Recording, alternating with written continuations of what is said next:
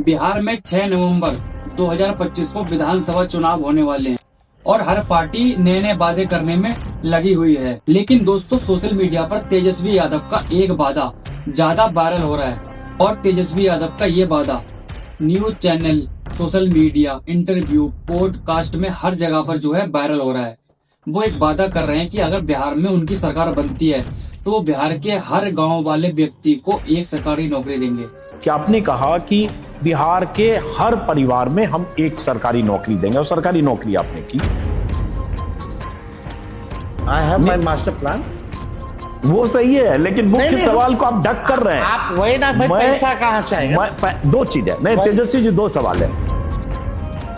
और ये भी कहते हैं अगर उनकी सरकार बनती है तो इस कानून को 20 दिनों के अंदर ही बनाकर लागू भी कर देंगे। सरकार बनते ही 20 दिनों के अंदर कानून बनाया जाएगा कि जिस परिवार में सरकारी नौकरी नहीं है उस परिवार में एक सरकारी नौकरी हम लोग देने का काम करेंगे। तेजस्वी प्रसाद का ये वादा सुनकर बिहार के लोग तालियां बजा रहे थे। आंखों में एक उम्मीद थी कि अगर तेजस्वी यादव सीएम बनते हैं तो उनको सरकारी नौकरियां दी जाएंगी। लेकिन भाई, राजनीति में जो कहा जाता है वो कभी सच नहीं होता है। आपको याद होगा नरेंद्र मोदी का एक वादा, जिन्होंने वादा किया था जनता से कि अगर उनकी सरकार आती है तो भारत के हर व्यक्ति के खाते में 15-15 लाख रुपए डाले जाएंगे।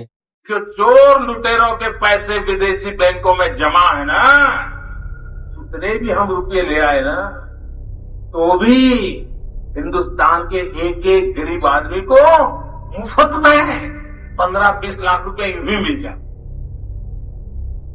लेकिन वो पैसे आज तक किसी के खाते में नहीं आए और जनता जब सवाल पूछती है कि वो पैसे कहाँ हैं जो आपने वादा किया था, तो इनका बयान ये होता है, ये जुमला है, ये भाषण देने का एक तरीका है, एक जुमला। और यही जुमला तेजस्वी यादव बिहार के लोगों से कर रहे हैं कि उनकी सरकार अगर आती है तो बिहार के हर परिवार में से एक व्यक्ति को सरकारी नौकरी दी जाएगी।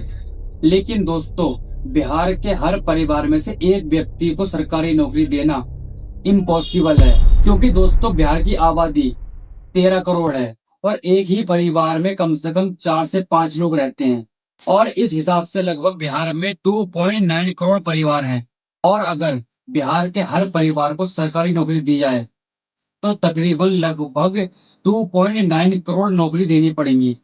और दोस्तों, जरा अभी सोचिए, इतनी नौकरी तो भारत सरकार के पास भी नहीं है। मान के चलो एक नौकरी की सैलरी एक महीने की लगभग 15 से 20 हजार रुपए हो और पूरे साल की सैलरी तकरीबन 2 लाख रुपए हो, और अब इसको गुणा कर दो 2.9 करोड़ लोगों से, तो ये होता है 5.8 लाख करोड़ रुपए।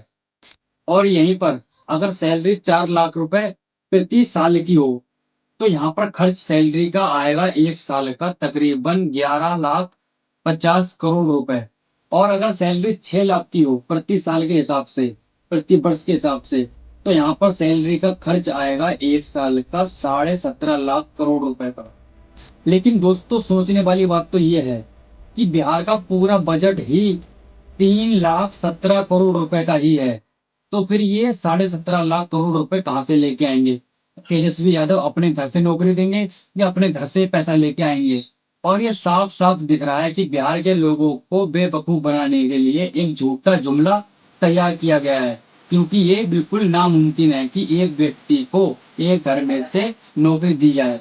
दोस्तों, बिहार के बजट का 70% पैसा पहले से ही खर्च होता है और जो बाकी बचता है 30% पैसा, उससे स्कूल, मेडिकल, हॉस्पिटल, कॉलेज, सड़कें, बिजली, पानी, पेंशन योजनाएं, इन सब में लगा दिया जाता है। और अगर बिहार के हर परिवार में से एक व्यक्ति को सरकारी नौकरी दे दी जाए तो ये बाकी का बचा 30% पैसा भी खत्म हो जाएगा। सरकार को अपने विकास बिल्कुल बंद करने पड़ेंगे। स्कूल, मेडिकल, कॉलेज, सड़कें, रोजगार, सब कुछ बंद करना पड़ेगा, तब भी ये सैलरी नहीं दे पाएंगे। दोस्तों, सरकारी नौकरी देने के लिए नए नए पद चाहिए, वैकेंसी चाहिए, पूरा प्रोसेस चाहिए।